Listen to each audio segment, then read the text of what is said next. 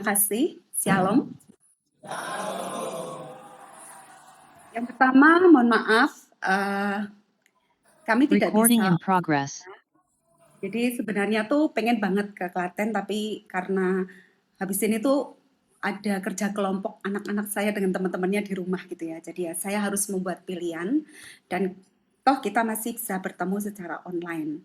Kemudian yang kedua, walaupun di luar sana itu lagi ada pertandingan ya. Ya, di gereja terdengar pasti ya. Saya aja di sini kedengaran gitu ya. Tapi ayo kita belajar untuk fokus. Sepakat? Tuhan. Kemudian yang ketiga, saya itu mau cerita ya. Jadi yang bulan lalu saya dan suami ke Lapas Jogja ya. Dan di sana ketemu lagi dengan Pak Victor. Lalu Pak Victor bercerita, "Bu, masih ingat Pak Kes?" katanya. Teman-teman masih ingat sama Pak Kes? Pak Kes sekarang ada di Lapas Jogja dan sedang di masa karantina. Saudara, saya itu ketika mendengar berita dari Pak Victor itu sedih banget gitu ya. Saya berharap ketika keluar dari lapas di Klaten itu sudah lulus gitu ya. Ujiannya sudah lulus, tapi ternyata masih harus masuk lagi di tempat yang sama. Walaupun berbeda suasananya. Nah, ini yang membuat kesedihan hati saya, sehingga ada satu tema yang ingin kita gumuli bersama gitu ya. Temanya adalah menjaga kemurnian hati. Mengapa tema ini saya angkat? Karena apa? Karena segala sesuatu itu awal mulanya dari mana? Yang keras dong. Awal mulanya dari mana? Dari hati. Ya, sekarang kita akan belajar ya bersama-sama untuk mengerti apa sih yang Tuhan mau untuk hidup kita. Karena kita masing-masing pasti punya panggilan, destiny gitu ya. Kita semua itu punya panggilan, masing-masing punya. Nah, bagaimana kita itu mengisi hidup kita supaya kita sampai kepada panggilan yang sudah Tuhan tetapkan kepada kita masing-masing. Karena setiap orang punya panggilan yang berbeda. Yuk, sebelum kita mengupas lebih jauh, saya ajak kita untuk berdoa.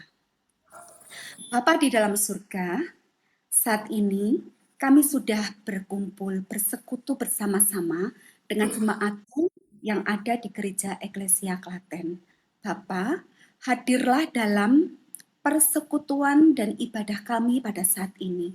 Berbicaralah Tuhan, sampaikan isi hatimu, berikanlah pesanmu kepada kami semua, sehingga kami semuanya dapat menangkap dengan baik, menangkap dengan jernih, setiap taburan firman-Mu itu, sehingga semuanya boleh kami gunakan untuk menjadi pedoman selanjutnya kami menjalani hari-hari kami.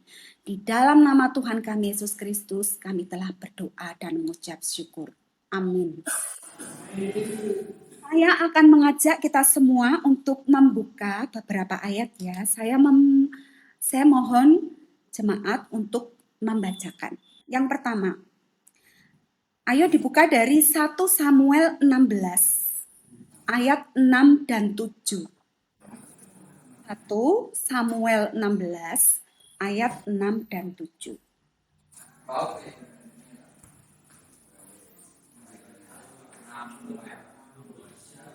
Yes. Sudah ketemu belum?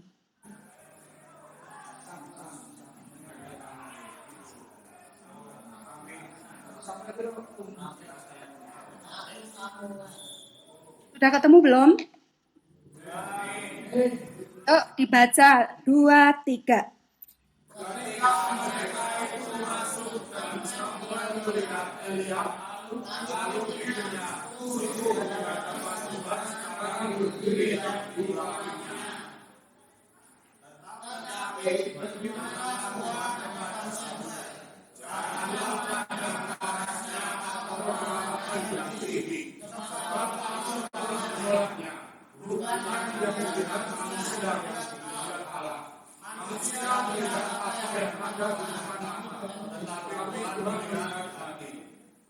Yes, sampai di sini perlu digarisbawahi untuk kalimat yang paling bawah ya. Saya bacakan ya. Manusia melihat apa yang di depan mata, tetapi Tuhan melihat apa? Hati. Temanya menjaga kemurnian hati. Supaya Tuhan tetap melihat hati kita, ya, kita harus menjaga kemurniannya. Sampai di sini sepakat? Amin. Saudara, ini adalah peristiwa ketika Allah mengutus Nabi Samuel untuk mengurapi, ya. Jadi pada waktu itu umat Israel itu pengen punya raja gitu ya. Pengen punya raja. Nah, kemudian Samuel itu diutus untuk mengurapi salah satu anaknya siapa? Isai. Nah, ketika Nabi Samuel itu sudah tiba ke rumahnya Samuel, ya, satu kalimat dari ayat 6. Coba kita perhatikan. Ketika mereka masuk dan Samuel melihat siapa? Eliab. Sungguh, dia bilang gini, sungguh di hadapan Tuhan sekarang berdiri yang diurapinya. Dari kata-kata ini, kita melihat ya, pasti Eliab ini ya, parasnya itu paling mencolok di antara saudara-saudara yang lain. Dia disebut tinggi, gagah, cantik, elok gitu ya. Jadi dia tuh digambarkan sebagai sosok seperti pahlawan yang gagah berani gitu ya. Sampai akhirnya kemudian Nabi Elia itu apa ya? Mulai tertarik gitu ya. Ini pasti yang Tuhan urapi gitu ya. Tapi di ayat 7 di bagian akhir ya, Tuhan itu mengatakan bukan dia. Ya. Ada satu lagi nanti gitu kan. Bukan dia. Kemudian kita melihat bukan yang dilihat oleh mata manusia, tetapi Tuhan melihat hatinya. Nah, kita tahu kemudian dari cerita berikutnya ya, ternyata yang dipilih itu siapa? Daud. Sementara kalau secara paras, Daud itu pasti jauh dari kakak-kakaknya. Dia hanya seorang apa? Gembala domba. Dia hanya menggembalakan domba yang jumlahnya berapa? 2 atau 3 ekor saja, bukan kawanan domba yang gede gitu ya, yang banyak itu enggak, cuma 2-3 ekor domba. Tapi justru dari situ Tuhan itu melihat hatinya Daud. Dia begitu sayang kepada dombanya 2-3 ekor itu, sampai-sampai ketika ada singa yang mau menyerang, binatang buas yang mau memakan dombanya itu, dia berjuang setengah mati untuk menyelamatkan walaupun nyawa Daud itu menjadi taruhannya. Itu adalah hati yang dilihat oleh Tuhan. Nah, saudara, hati itu penting untuk diurusi. Kalau kita orang Jawa ngomongnya lebih mantep ya. Ngopeni hati itu penting gitu ya, sangat penting. Dan ini adalah suatu keharusan. Bagi siapa? Bagi orang-orang yang percaya. Hati itu harus dijaga supaya tetap bersih. Tidak menjadi keruh. Ya, hati itu harus bersih. Sekarang dibuka Matius 5 ayat 8. Matius 5 ayat 8. Sudah ketemu? Ya, dibaca lagi ya. 2, 3.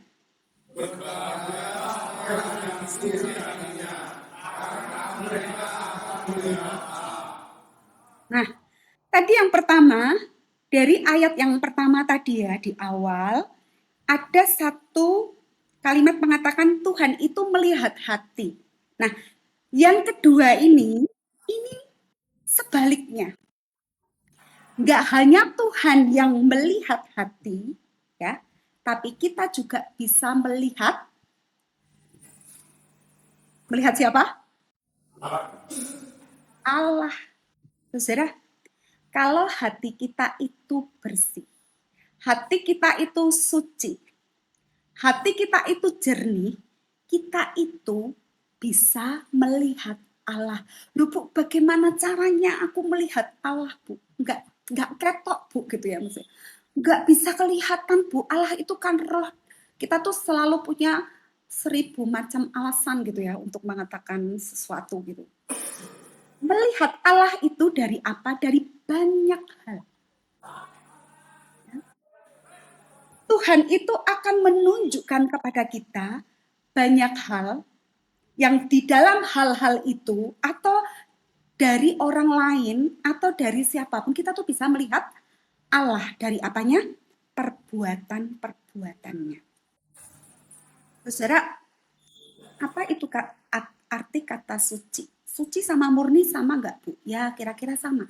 Secara bahasa aslinya ya, kita kalau Alkitab Perjanjian Baru itu kan bahasa aslinya dari bahasa Yunani ya.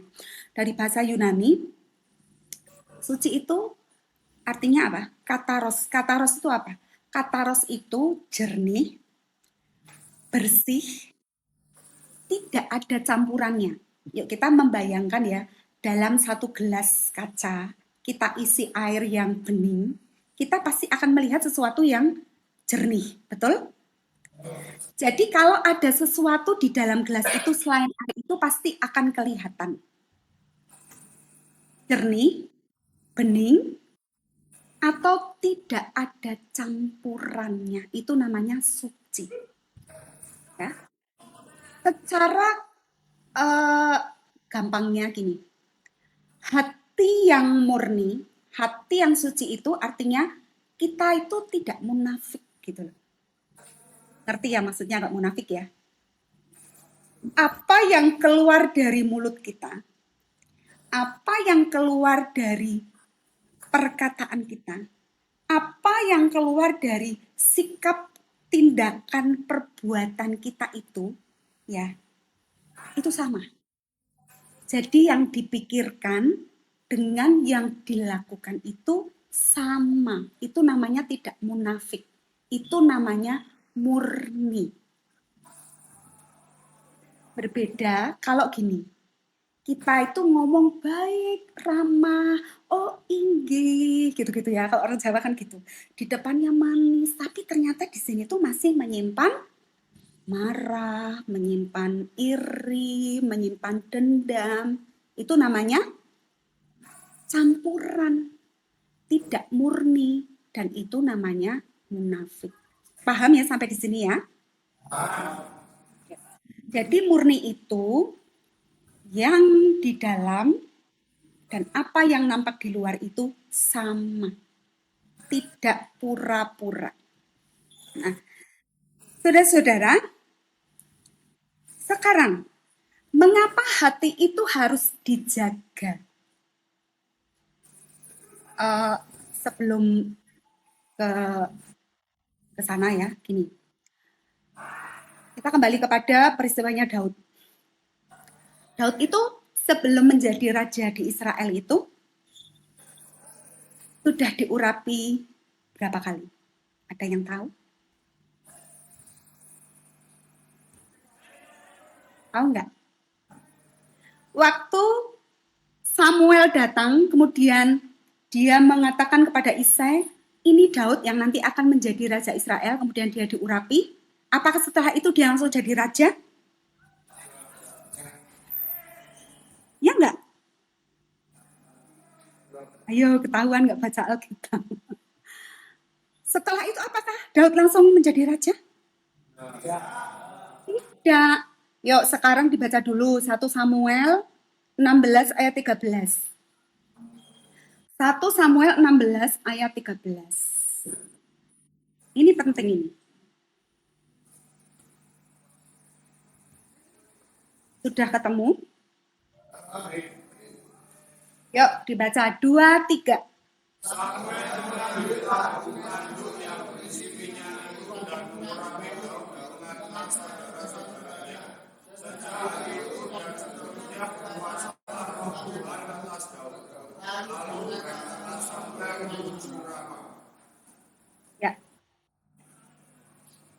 adalah pertama kalinya Daud diurapi oleh Nabi Samuel, ya, sebelum apa?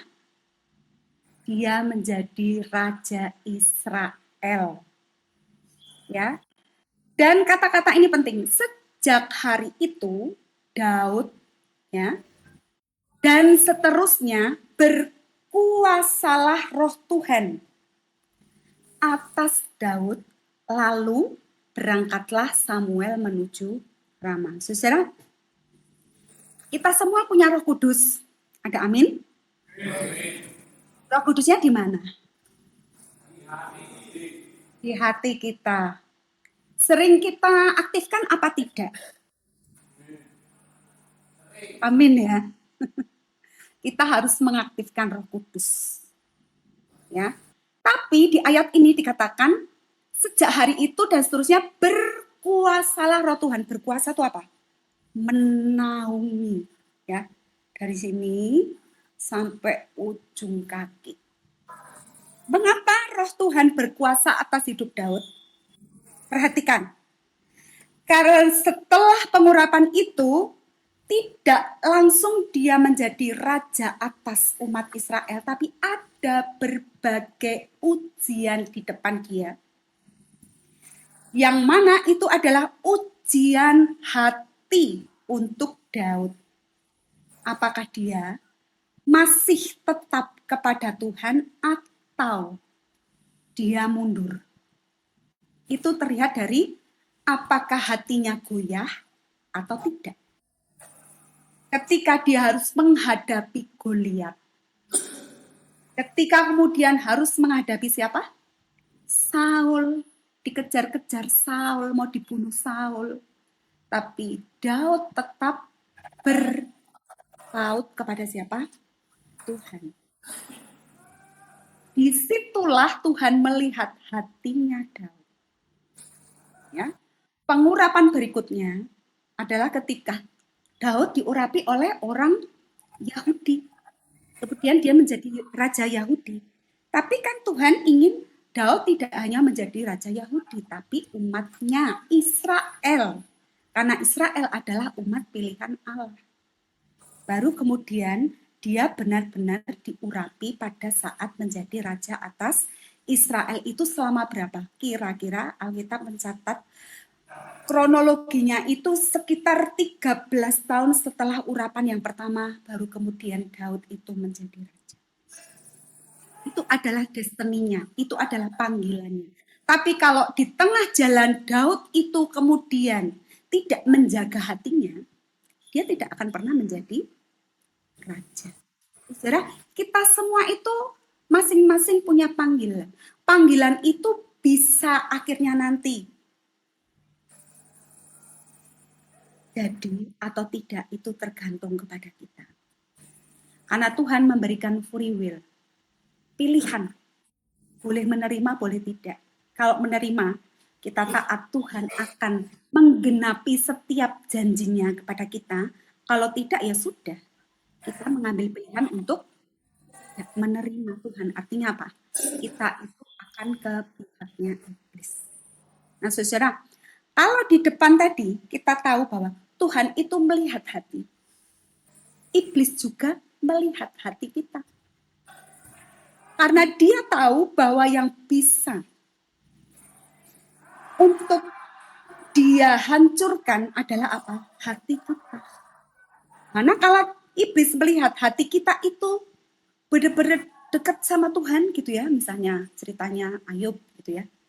Bagaimana caranya iblis itu menghancurkan hatinya Ayub supaya dia berpindah ke lain hati, ya, ke lain hatinya Tuhan. Nah, tinggal bagaimana kita mau menjaga atau tidak. Nah, kenapa hati harus dijaga? Coba dibaca Amsal 4 ayat 23. Amsal 4 ayat 23. Ayat yang sangat sering kita dengar ya. Sudah ketemu? Yuk, 2, 3.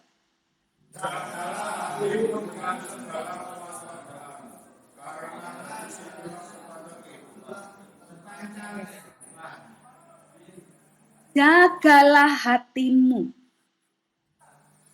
Menjaga kemurnian hati. Jagalah hatimu dengan segala kewaspadaan. Kenapa waspada?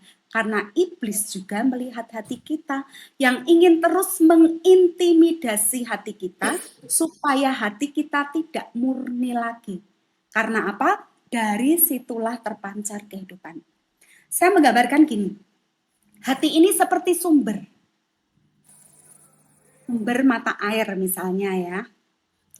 Kalau sumber mata air itu bagus, ya, yaitu keluar airnya tuh jernih, pasti air itu bisa untuk dinikmati, dikonsumsi begitu ya, oleh umat manusia. Saya mengambil contoh, ya, saya mengambil contoh. Saya itu lahir di Wonosobo, ya.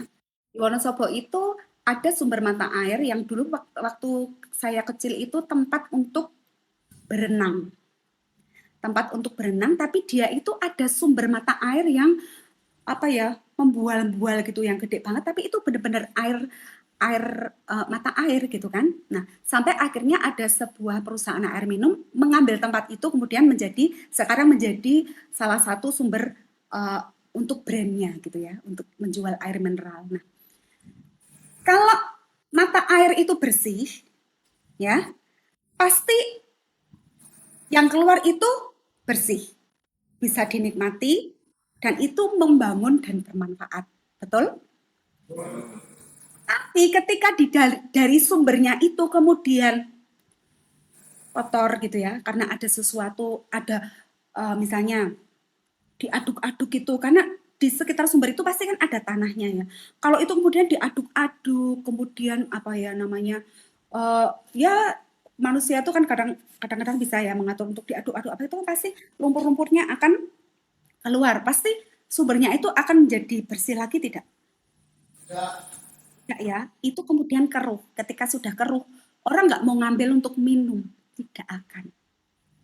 Ya, saya menggambarkannya begitu. Nah, saya cerita juga nih ya. Saya itu kan tinggal di Wonosobo di salah satu daerah yang agak tinggi sehingga kami itu tidak ada air air sumber untuk kami hidup gitu ya. Jadi ketika menggali sumur pun 30 meter, 40 meter itu belum tentu keluar air juga. Karena saya tuh tinggal di daerah yang atas gitu ya. Nah, ketika saya masih kecil dulu, dari saya lahir sampai saya SMP, kalau nggak salah ya, saya kelas 3 SMP itu, kami itu masih harus ke sungai, bukan sungai, ke kali. Nah, kalinya itu ada yang namanya sumber. Sumbernya itu jernih banget. Terus dikasih pancuran, sehingga kemudian dibuat kayak tempat yang sini untuk cewek, yang itu untuk cowok, itu untuk kami mandi, untuk kami ngambil air, untuk kami nyuci apa semuanya lah ya. Itu benar-benar dari sumber mata air, dari sawah. Tapi saya harus jalan 2 kilo. Mau ke sungainya 2 kilo, pulangnya 2 kilo. Itu setiap hari seperti itu dan sehari bisa berkali-kali kami ke tempat itu. Nah, saudara, kami itu dulu berebut, nah ini poinnya, berebut pagi-pagi banget ke sumber mata air itu supaya kami itu mendapatkan air yang jernih, supaya kami pulang bisa pakai jerigen itu membawa untuk digodok di rumah untuk masak gitu ya. Karena kalau kesiangan sedikit, sumber itu menjadi keruh. Sebab apa? Petani-petani yang ada di sawah sebelumnya sumber mata air itu menuju ke pancuran kami pakai itu sudah mulai menggarap sawahnya. Sehingga sumber itu akhirnya terkontaminasi dan akhirnya air itu tidak lagi dapat kami nikmati. Ini adalah sebuah contoh ilustrasi ya dari kehidupan nyata. Ketika sumber itu sudah menjadi keruh, semuanya itu tidak akan ada artinya. Begitu juga dengan hati. Kalau hati kita itu murni, apa yang keluar dari hidup kita pasti akan menjadi berkat bagi sesama kita. Amin. Tapi sebaliknya, kalau sumber hati kita ini sudah keruh, ya, orang mau lihat kita pun males. tidak menjadi berkat, ya, tidak menjadi berkat bagi orang lain, dan untuk kita sendiri justru menjadi kutuk. Ya, nanti dipelajari dari Ulangan 28, yaitu berkat dan kutuk. Nah, saudara, saya ingin menunjukkan gini, ketika sumber itu tidak dijagai dengan baik, maka sumber itu akan menjadi keruh. Hati yang keruh itu disebut dengan hati yang dipenuhi dengan apa?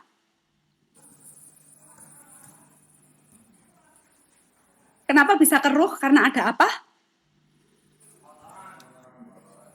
Kotoran. Kotorannya itu apa? Dosa. Itu tahu, ya. Hati yang keruh itu akibat dari dosa.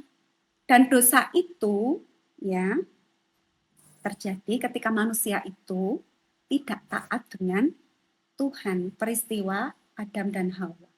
Karena manusia pertama tidak taat, akhirnya manusia berdosa. Putus hubungan antara manusia dengan Allah. Tapi Allah kasih sehingga Tuhan ingin mengembalikan hubungan yang sudah terputus itu dengan kehadiran Tuhan Yesus. Ya, Yesus hadir untuk menyelamatkan kita yang tadinya itu sudah terputus dengan Allah. Dengan apa? Matinya di atas kayu salib. Tapi iblis itu mengambil kesempatan, mumpung masih ada kesempatan, sebelum kita bersama dengan Tuhan, dia akan terus mengintimidasi kita dengan apa? Dengan rayuan-rayuannya, ya, dengan memikat kita melalui apapun di dalam hidup kita, supaya kita itu ke-distract, supaya kita itu melihat ke iblis, walaupun mungkin kita tidak sadar. Jadi saudara, iblis itu tidak tertarik dengan parasmu, dia tidak tertarik dengan jabatanmu, dia tidak tertarik dengan kamu itu ganteng apa cantik, tidak tertarik dengan kebaikanmu apapun itu, dia tidak tertarik dengan itu semua. Dia hanya tertarik dengan hatimu supaya hatimu itu menjadi keruh, kita tidak murni lagi sehingga iman kita gugur. Di Amsal tadi dikatakan, ya, jagalah hatimu terhadap segala kewaspadaan, karena dari situlah terpancar kehidupan. Kita tidak akan mendapatkan kehidupan lagi jika hati kita itu tidak dijaga. Kita harus waspada dari pengaruhnya iblis. Nah, mengapa hati? Karena kenapa disebut sumbernya itu hati? Ya, karena apa yang di dalam hati itu kemudian akan masuk di dalam pikiran kita.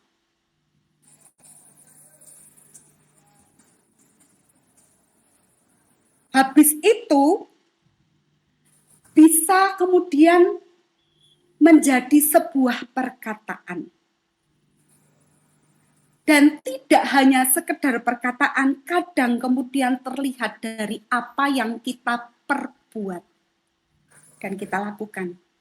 Sehingga pada akhirnya itu kemudian menjadi karakter kita. Contoh, hatinya itu kalau melihat orang berhasil itu tidak suka. Karena tidak bisa melampiaskan rasa tidak sukanya, kemudian dipikir-pikir, piye carane biar orang itu tuh sial hidupnya, biar orang itu nanti hancur, biar orang itu nanti harta bendanya habis. Ini contoh ya, ini contoh. Dalam pikiran kita tuh berkecamuk seperti itu. Kemudian timbul dalam kata-kata kita umpatan, kemarahan, ya. Kemudian kita melakukan perbuatan untuk membuat orang itu kemudian hancur hidupnya. Dan ketika itu terus-menerus diurusi, ya, kita memelihara hal-hal seperti itu terus-menerus, itu akhirnya akan membuat karakter di dalam hidup kita. Karakternya adalah orang yang suka marah. Dan kemarahan seseorang kadang-kadang tidak bisa dibendung. Dan kalau tidak bisa melampiaskan kemarahannya itu kepada orang yang dia tuju, akan dilampiaskan kepada orang yang paling dekat. Contohnya pasangan hidupnya, orang tuanya, anaknya, dan lain sebagainya. Itu adalah salah satu contoh kecil dan yang sering terjadi di dalam kehidupan nyata. Maka dari itu, kenapa hati itu sumber yang harus benar-benar dijaga seperti di dalam kitab Amsal ini? Karena dari situlah akan terpancar kehidupan. Nah, saudara, coba sekarang dibuka Matius 15 ayat 18 dan 19. Matius 15 ayat 18 dan 19.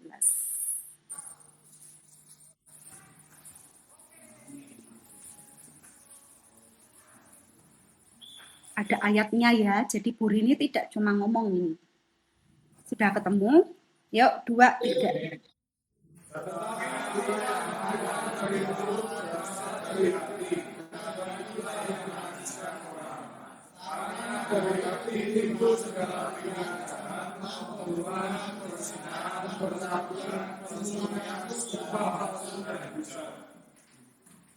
Yes. Ini adalah satu peristiwa di mana saat itu tuh murid-murid Tuhan Yesus itu ngumpul bareng sama orang-orang yang mungkin ada orang-orang Yahudi ya. Pada waktu itu tuh ada yang mau makan tapi tidak cuci tangan gitu loh. Kemudian ada yang bahas, loh kalau nggak mau makan nggak cuci tangan itu kan najis gitu loh. Jadi di dalam Tauratnya Yahudi itu aturannya tuh ngeritik dan banyak banget gitu. Ada yang disebut najis atau tidak najis gitu tuh macam-macam gitu ya. Nah, salah satunya itu. Kemudian dari ayat yang tadi dibaca ya, Tuhan Yesus tuh ingin menjelaskan begini, bahwa yang najis itu bukan hanya sesuatu yang aturan manusia, itu kan aturan manusia ya. Kalau makan harus cuci tangan. Memang betul maksudnya biar bersih dulu, tidak ada bakteri, tidak ada kotoran gitu ya. Tapi itu adalah aturan yang dibuat oleh manusia.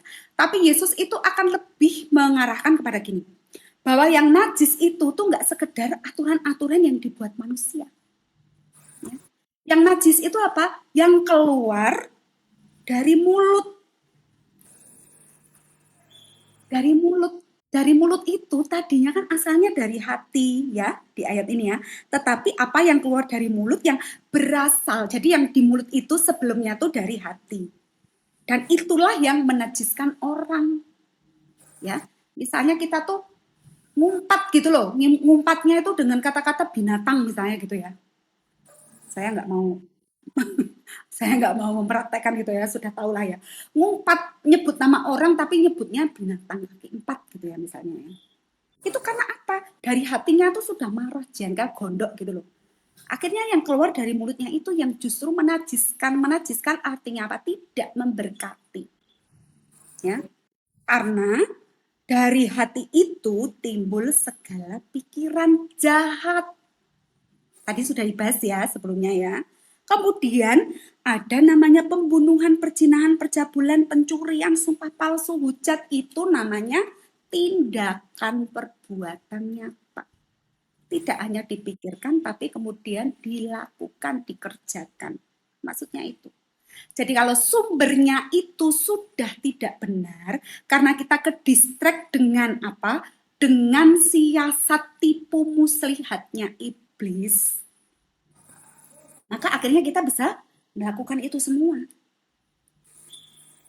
Nah, sekarang apa itu yang mengotori hati gitu ya? Nah, tadi kan sudah dibahas ya.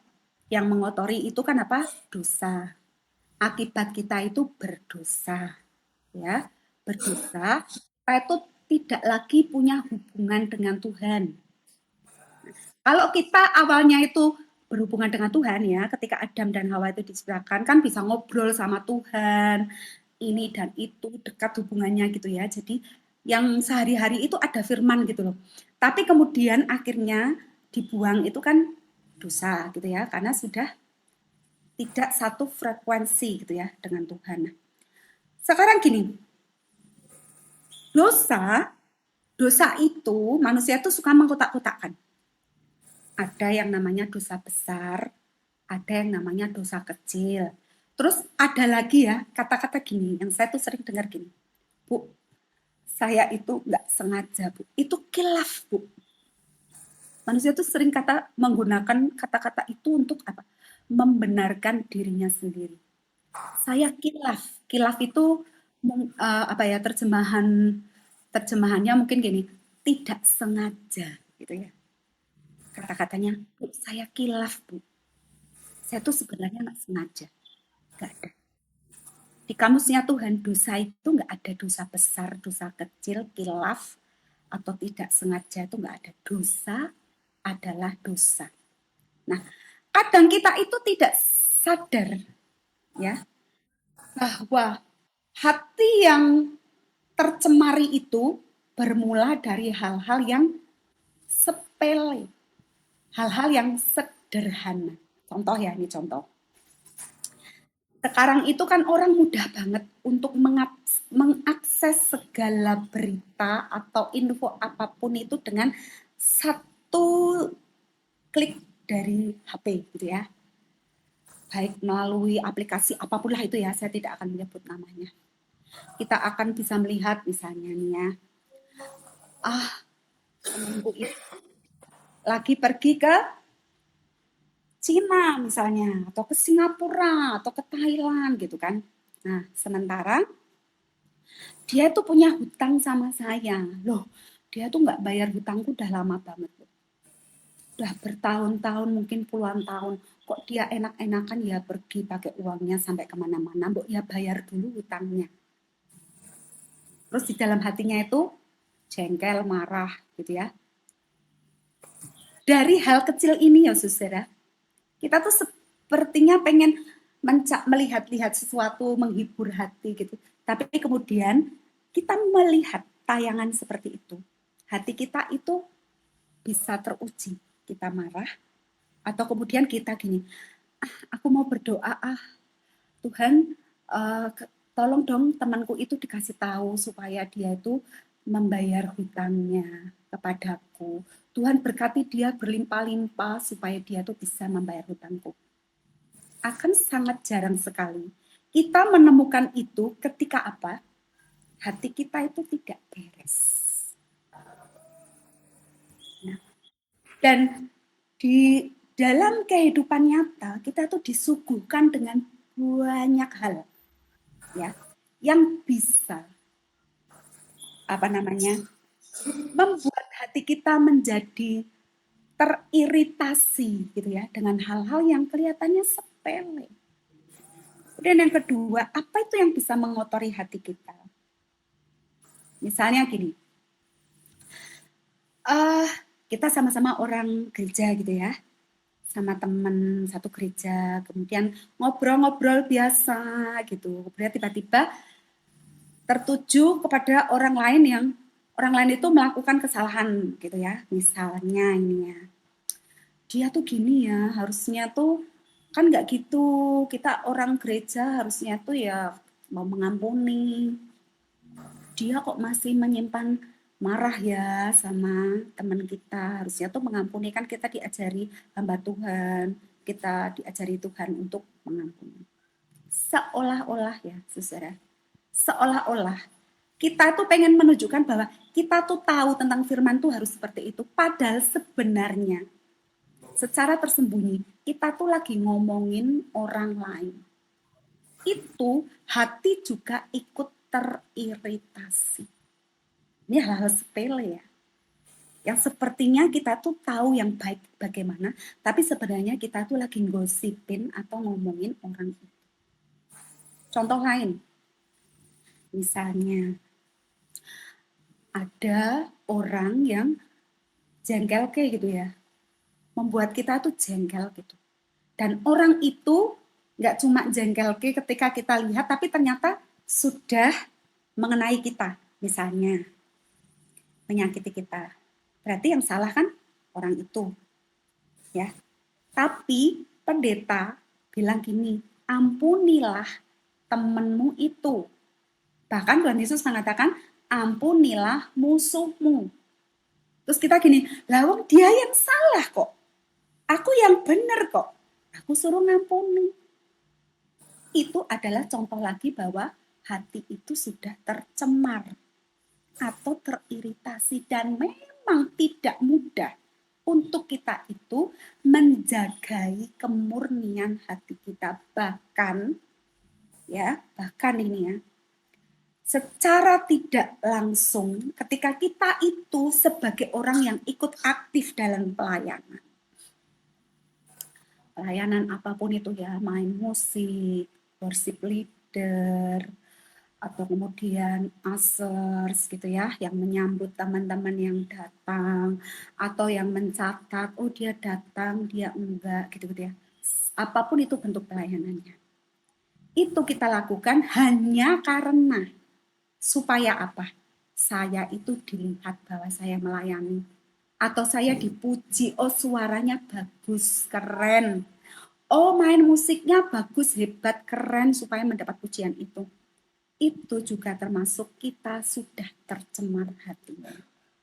Saudara, hati kita itu mudah sekali teriritasi dengan apa? Segala sesuatu yang hari-hari ada di sekeliling kita. Dan kalau hati kita itu tidak murni, maka iman kita bisa menjadi gugur. Dan kita tidak bisa melihat Tuhan di dalam kehidupan kita. Terus gimana Bu cara menjaganya Bu gitu ya? Sebenarnya kita tuh sudah tahu banget ya, kita semua tuh sudah tahu banget. Cuma kenapa ada ibadah, kenapa ada persekutuan, kenapa ada pengajaran-pengajaran yang sering harus kita terima itu untuk menjadi pengingat, penasehat, dan penguat.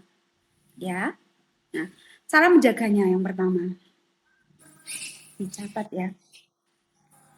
Kita itu harus mau untuk dibongkar. Ya. Kita bayangkan dalam satu rumah ya, ada gudang gitu ya. Gudang itu isinya macam-macam. Kita mau nyari barang, kalau gudangnya itu tidak dibongkar dulu, kita tuh nggak akan ngerti karena kadang-kadang lupa, kecuali kalau udah ditulis ya di kardus ini namanya apa gitu ya. Kemarin tuh saya sama suami itu lagi nyari sesuatu gitu, kelihatannya di sini tak bongkar nggak ada, kelihatannya di sana, sampai sekarang belum ketemu gitu ya. Ya, jadi gini loh, kita itu supaya bisa tertata, supaya hati kita itu bisa murni, kita tuh harus mau dibongkar dulu. Kita tuh mau harus diberesi dulu ya, seperti Raja Daud. Coba Mazmur 139 ayat 23 dan 24. Mazmur 139 ayat 23 dan 24. Udah? Yuk, 2, 3.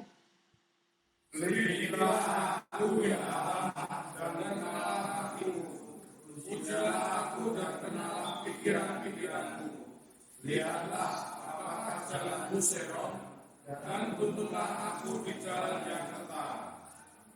Ya, ini adalah sebuah doa, seruan dari Raja Daud. Dia mengatakan, selidiki aku ya Allah dan kenalah hatiku. Ujilah aku dan kenalah pikiran-pikiranku. Lihatlah, apakah jalanku itu serong, dan tuntunlah aku di jalan yang kekal.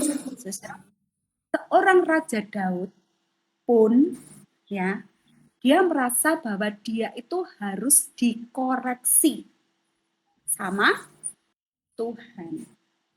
Bagaimana kita? Ya. Dan itu bisa kita lakukan setiap saat, terserah bebas waktunya kapan. Bu, saya bisanya pas bangun tidur masih sepi. Bu, bisanya saya pas mau tidur udah malam gitu hening.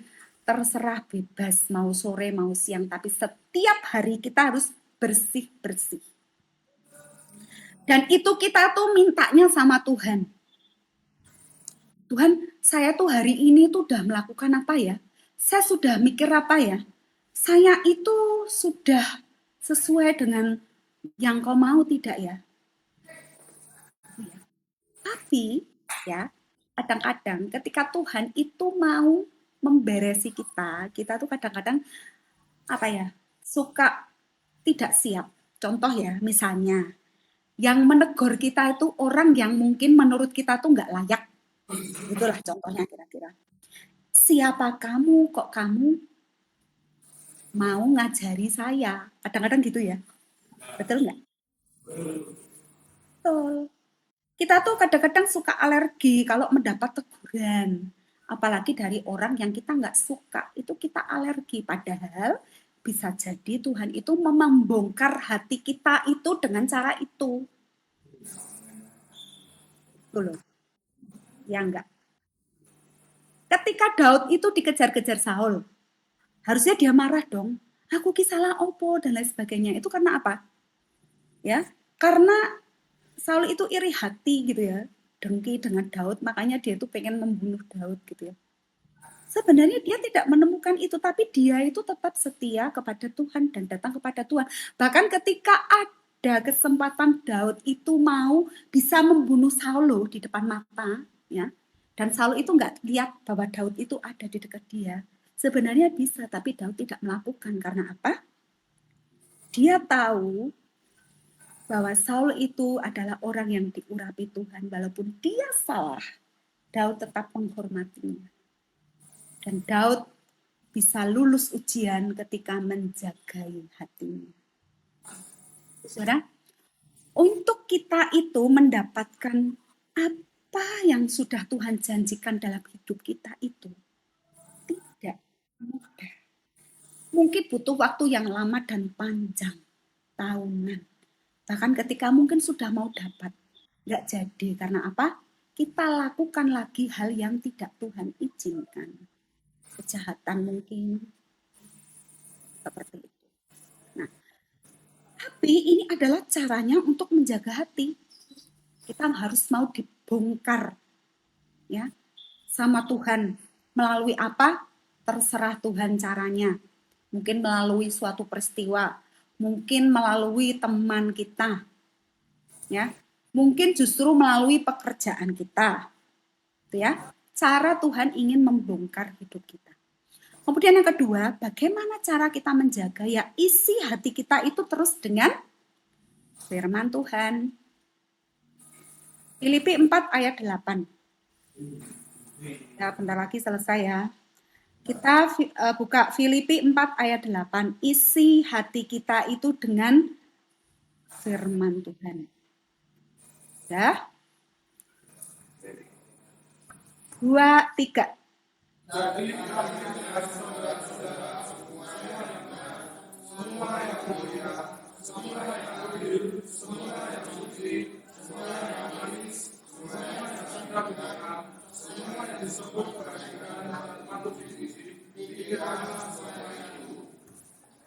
Yes. Isilah pikiranmu, ya. Hati itu kan rapuh gitu ya, mudah rapuh. Kita itu melihat segala sesuatu gitu ya, itu nggak mudah gitu ya, tapi berusaha melalui pikiran kita ya, pakai otak dulu lah, pakai logika dulu, mungkin nggak usah pakai hati dulu gitu ya. Otaknya tuh diisi gitu ya, pikirannya tuh diisi dengan apa? Semua yang benar. Yang benar itu apa? firman Tuhan. Semua yang mulia. Mulia itu apa? Sesuatu yang berharga, ya kembali ke firman Tuhan lagi. Semua yang adil. Maksudnya apa? Segala sesuatu yang kita lakukan itu ada keadilan. Ada waktu nanti Tuhan itu akan menghadapkan kita pada satu situasi kita dipilih atau tidak gitu ya. Itu namanya ada hukuman Allah.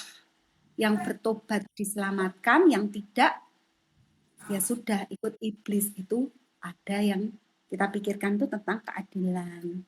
Semua yang suci tadi sudah dibahas ya. Itu nggak abu-abu, nggak setengah-setengah pelayanan tapi dosa jalan terus gitu. Semua yang manis, semua yang sedap didengar. Jadi kita tuh pikirannya tuh diisi mendengarkan firman, mendengarkan puji-pujian gitu ya, bukan mendengarkan gosip, celotehan yang tidak penting gitu ya. Itu semua sudah tertulis ya dari Filipi 4 ayat 8. Isilah pikiran-pikiran dengan itu. Jadi cara menjaga hatinya itu mengisi pikiran kita dengan firman Tuhan. Kemudian yang terakhir, jagailah pintu masuknya. Maksudnya apa? Coba baca Ayub 31 ayat 1. Ayub 31 ayat 1.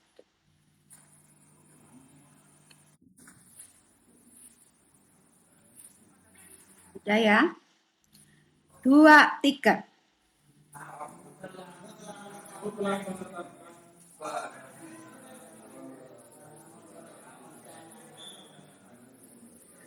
Aku telah menetapkan syarat bagi mataku. Masakan aku memperhatikan anak dara. Saudara, ini Ayub membuat kesepakatan dengan matanya. Mata itu apa? Salah satu panca indera kita. Betul? Sebelum saya lanjutkan, satu ayat pendukung dibaca. Matius 5 ayat 28.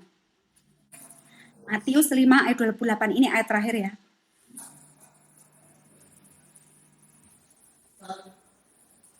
Dua, tiga.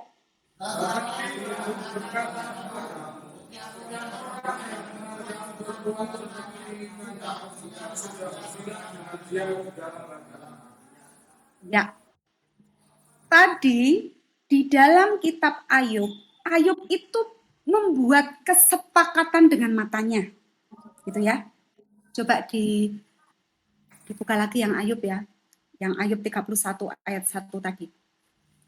Jadi Ayub itu membuat kesepakatan dengan matanya. Ya. Masakan aku memperhatikan anak dara. Jadi pada waktu itu Ayub itu sedang membela dirinya di hadapan Tuhan ketika dia itu sudah mendapatkan ujian yang besar di dalam hidupnya itu ya. Dia kemudian flashback gitu ya ke belakang. Bahwa hidupnya itu dia itu tidak pernah menyentuh wanita lain. Bahkan dia mengatakan tidak mau memandang wanita lain itu dengan nafsu. Gitu ya. Kalau tadi kemudian dihubungkan dengan Matius 5 ayat 28. Karena apa? Hanya dengan memandang saja, dengan nafsu, kita itu sudah berzina. Berzina artinya apa? Berdosa. Melanggar aturannya Tuhan. Saudara, banyak hal yang di luar sana membuat hati kita teriritasi karena kita tidak bisa menjagai pintu masuk dosa itu. Yaitu melalui panca indera kita, khususnya apa? Mata dan telinga. Misalnya, Bu, saya dengar berita katanya sekarang ekonominya sulit banget, nanti gimana ini itu gitu ya. Kita jadi khawatir, nanti istriku gimana, nanti anakku gimana, dan lain sebagainya. Kita itu kemudian hati kita itu tercemari dengan pikiran-pikiran yang nggak penting gitu. Itu melalui apa yang kita dengar. Atau ketika orang lain itu mengatakan sesuatu karena hati kita lagi nggak enak, tiba-tiba kita menjadi marah, emosi, meledak-ledak gitu ya. Itu juga dari pintu masuknya melalui telinga dan melalui mata. Kadang contoh, ketika berada di tempat yang belanja yang banyak promonya gitu ya, kelihatannya murah banget gini-gini, harusnya tidak butuh untuk belanja, akhirnya kalap matanya, pengen belanja ini itu, akhirnya uang untuk 1 bulan habis. Ya. Manusia itu mudah sekali untuk terpengaruh melalui panca indera kita sebagai pintu masuk. Karena itu jagailah uratu waktu berdoa. Tuhan jagai mataku, Tuhan jagai telingaku, pikiranku, hatiku, gitu ya. Setiap kita doa, kita mengatakan itu, tidak usah panjang-panjang kalimatnya, nggak apa-apa. Yang penting itu poinnya. Tuhan jagai tanganku, biar tanganku ini terus bersih. Karena siapa bisa masuk ke gunung Tuhan, hanyalah orang yang murni hatinya dan yang bersih tangannya. Tangannya bersih dari yang namanya kejahatan. Tindakan-tindakan yang Tuhan tidak suka. Hati adalah kita itu fokusnya hanya kepada Tuhan, tidak kepada dunia. Sampai di sini diberkati. Saya akan selesai. Saya berharap kita semua diingatkan melalui pesan-pesan dari firman Tuhan tadi ya. Supaya kita terus menjagai hati kita untuk murni. Sehingga apa? Kita bisa melihat Tuhan di sepanjang kehidupan kita meskipun secara data, secara fakta, kita masih dalam belenggu masalah hidup. Ya, supaya kita akan sampai kepada kekekalan. Amin. Ada pertanyaan sebelum saya tutup dengan doa? Ada? Tidak? Baik. Kalau begitu, mari bangkit berdiri. Kita akan tutup ibadah kita. Mari kita berdoa. Bapa di dalam surga, terima kasih untuk kesempatan hari ini kami boleh mendengarkan apa yang Engkau inginkan bagi hidup kami.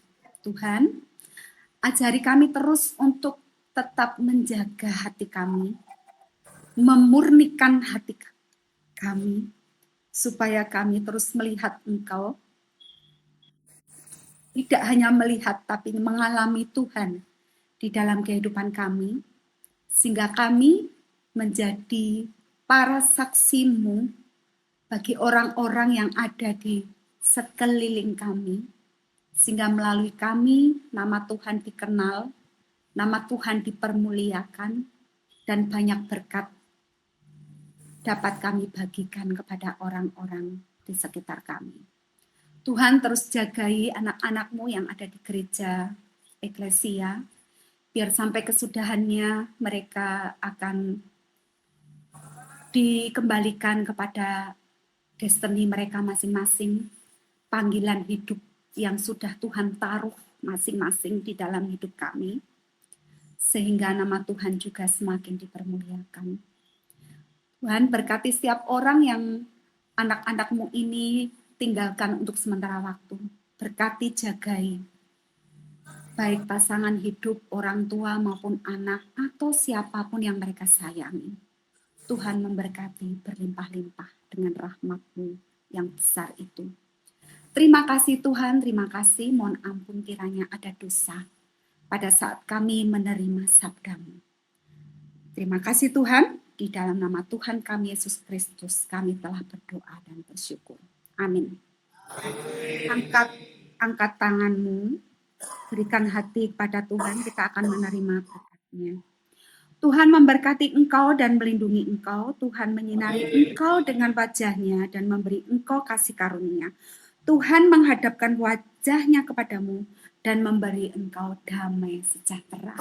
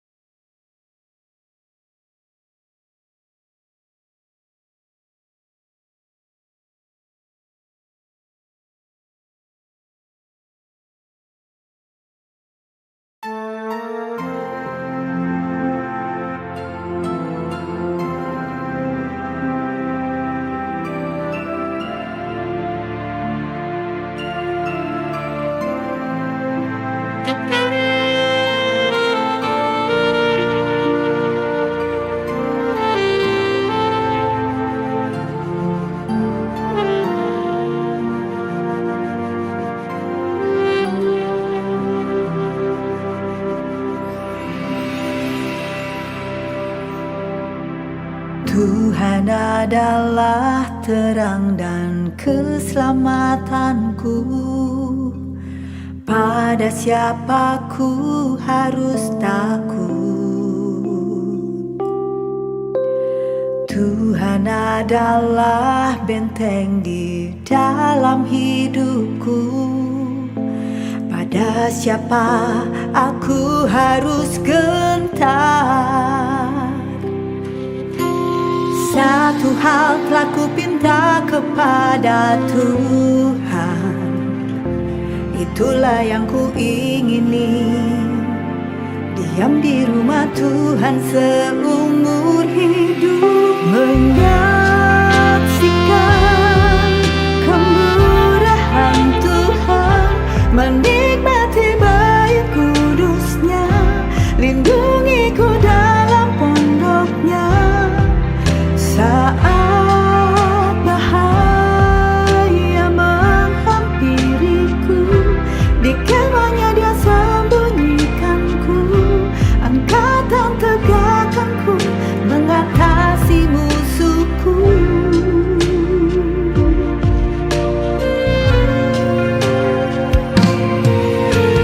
Tuhan adalah benteng di dalam hidupku.